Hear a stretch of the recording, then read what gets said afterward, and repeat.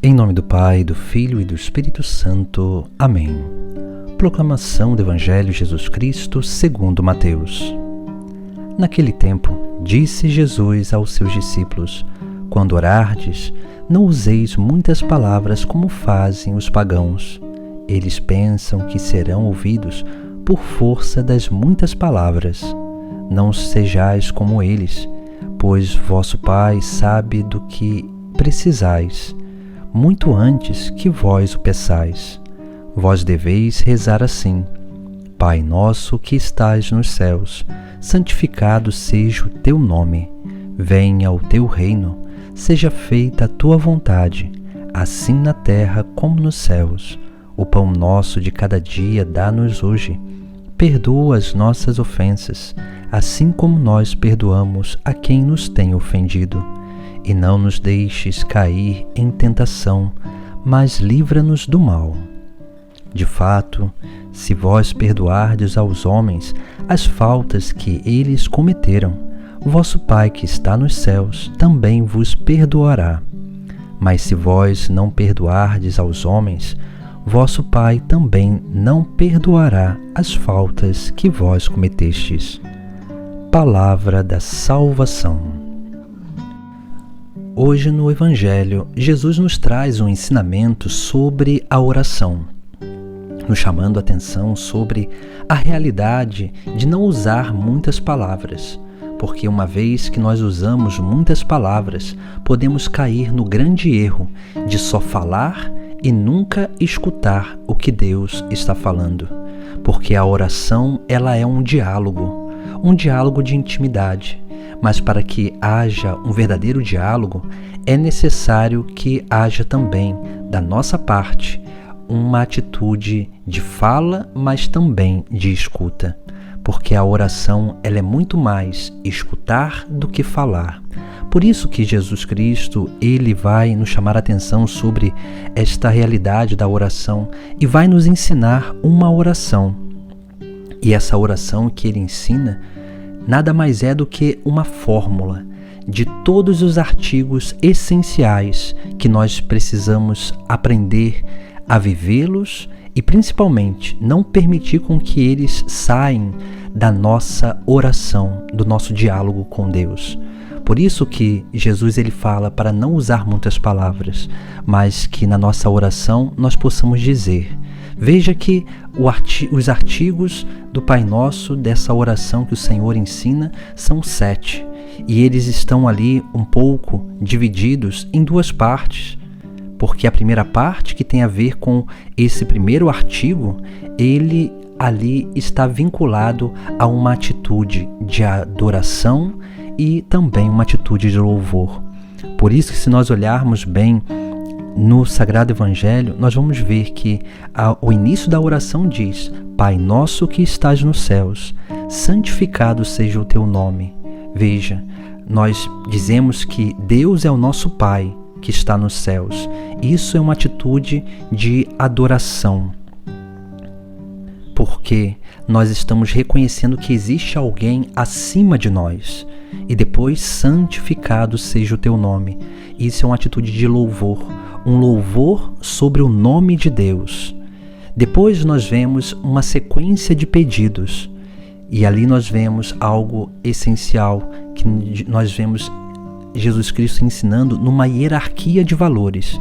Primeiro é a adoração e o louvor a Deus. Depois Jesus Cristo ele vem trazendo alguns pedidos nessa hierarquia de valores. E ele vai dizer, o primeiro pedido que nós precisamos aprender a fazer na nossa oração é: venha o teu reino.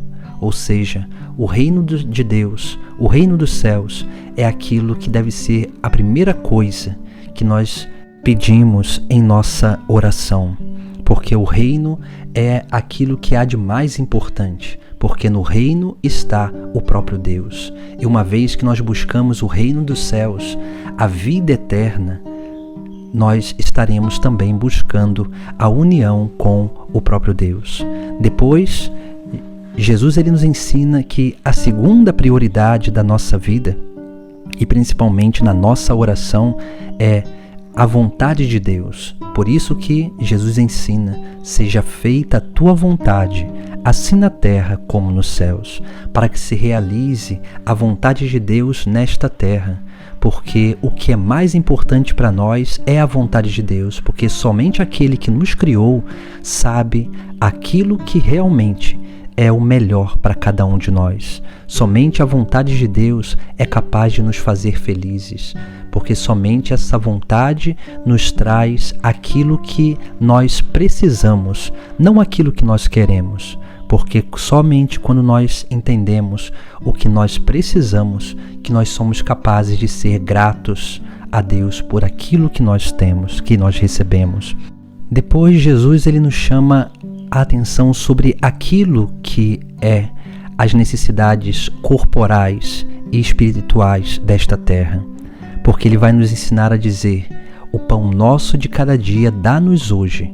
Veja que quando Jesus nos ensina a pedir o pão de cada dia, não é o pão para amanhã, mas é o pão hoje, porque nós precisamos aprender a viver na providência. E isso não significa que nós não podemos ter nada, mas isso significa que nós não devemos ser apegados ao que nós temos, porque muitas vezes nós, pelo apego, deixamos de fazer a obra de caridade para com o nosso próximo. E se nós somos capazes de partilhar o que nós temos, Deus nunca deixará faltar a cada um de nós aquilo que é o necessário para a nossa vida. Este pão também representa o pão espiritual, que é o próprio Cristo, o pão vivo descido do céu. Por isso que nós precisamos também aprender a pedir que nunca nos falte a Eucaristia, nunca nos falte a presença real de Jesus em nossa vida. Depois, o próximo pedido é: perdoa as nossas ofensas, assim como nós perdoamos a quem nos tem ofendido. Ou seja, esse pedido ele é fundamental na nossa vida, porque o perdão ele é uma obra de libertação. Quando nós aprendemos a perdoar, nós aprendemos também a experimentar o perdão de Deus.